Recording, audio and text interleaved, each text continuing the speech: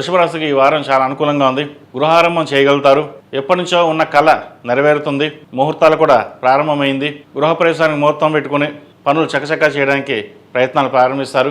అదేవిధంగా ఉద్యోగంలోనూ వ్యాపారంలోనూ వీరు సానుకునే పరిస్థితులు గోచరిస్తోంది. రాశ్యాధిపతి షష్టమాధిపతి అయిన శుక్రుడు దశమ స్థానంలో ఉన్నారు. వ్యయాధిపతి సప్తమాధిపతి అయిన కుజుడు భాగ్యంలో ఉన్నారు. భూ సంబంధించిన వ్యవహారాలు సానుకూలంగా ఉంటుంది. రియల్ ఎస్టేట్ రంగంలో ఉన్న వారికి, కాస్మెటిక్స్, బ్యూటీషియన్స్, సినీ కళా రంగాల వారికి చాలా అనుకూలంగా ఉంటుంది. హోటల్ మేనేజ్మెంట్ చేసే వారికి అనుకూలంగా ఉంది. అడ్మినిస్ట్రేషన్ రంగంలో వారికి చాలా అనుకూలంగా ఉంది చెప్పచ్చు. ప్రతి విషయాన్ని క్షుణ్ణంగా పరిశీలించుకుని ముందుకు వెళ్తారు. రావాల్సిన బెనిఫిట్స్ ఏవైతే ఉన్నాయో అవి వస్తాయి. అయితే రావాల్సిన ధనం ఎంత వస్తుందో ఖర్చులు కూడా అలాగే ఉంటుంది. అవి శుభకార్యాలకే ఖర్చు పెడతారు. ప్రతి విషయాన్ని క్షుణ్ణంగా పరిశీలించుకున్నాకే నిర్ణయాలు తీసుకోండి. ఎవరు ఎన్ని చెప్పినా సరే మీ నిర్ణయం ఏదైతే ఉందో అది నిర్ణయించుకున్నాకే ముందుకు వెళ్ళండి. అది వృత్తి ఉద్యోగాలు కావచ్చు, శుభకార్యాలు కావచ్చు, వ్యాపారాలు కావచ్చు, ఏదైనా సరే నిర్ణయం మటుకు మీద అయి ఉండాలి. బంగారు ఆభరణాలు కొనుగోలు చేస్తారు. వివాహాది శుభకార్య విషయాలు ఘనంగా నిర్వర్తించాలని ప్రయత్నాలు చేస్తారు. ఇంట్లో ఉన్న సంతానానికి మంచి సంబంధం కుదురుతుంది. అదేవిధంగా ద్వితీయ పంచమాధిపతి అయిన బుధుడు దశమ స్థానంలో ఉన్నారు. మాట చాక్యంతో 10 మందిని మెప్పించగలుగుతారు. అయితే ఒక్కొక్కసారి ఎవరో అన్న మాటలకి అది బాధపడడం, ఎందుకు ఇలా మనకి జరుగుతుంది, మనం అన్నీ బాగానే చేస్తున్నాం, అంత కష్టపడుతున్నాం, మనల్ని ఎందుకు అంటున్నారు, మనల్ని ఎందుకు టార్గెట్ చేస్తున్నారు, ఈయన ఆలోచన కూడా వస్తుంది. మీరు ఎటువంటి ఇబ్బంది పడాల్సిన అవసరం లేదు. లాభస్థానంలో శని బలంగానే ఉన్నారు. వ్యయస్థానంలో వ్యయాధిపతి అయిన సప్తమాధిపతి అయిన కుజుడు భాగ్యంలో ఉన్నారు.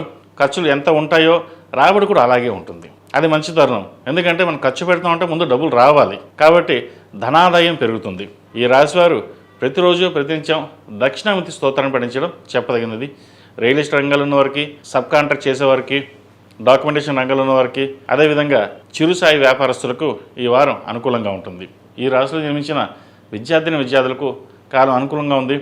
అయితే పరీక్షలు దగ్గర పడుతున్నాయి కాబట్టి స్ట్రెస్ అధికంగా ఉంటుంది.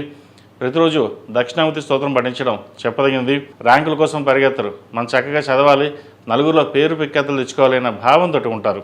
ఈ రాశిలో జన్మించిన స్త్రీలకు వృత్తి ఉద్యోగాల పరంగా, వ్యాపార పరంగా చాలా అనుకూలంగా ఉందని చెప్పచ్చు.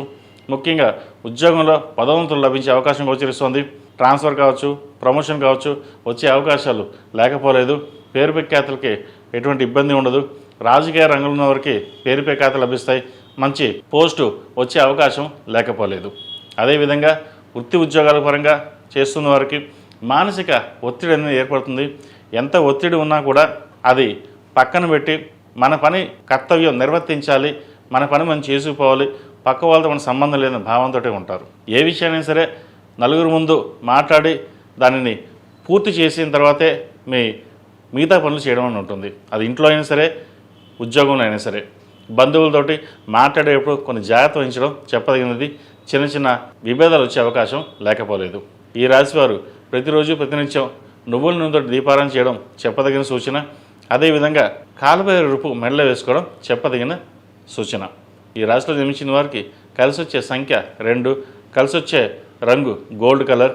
ఏదైనా పని మీద బయటకు వెళ్ళేటప్పుడు శుక్రవారం కానీ ఆదివారానికి కానీ వెళ్ళండి, మంచి ఫలితాలు సంప్రాప్తిస్తాయి.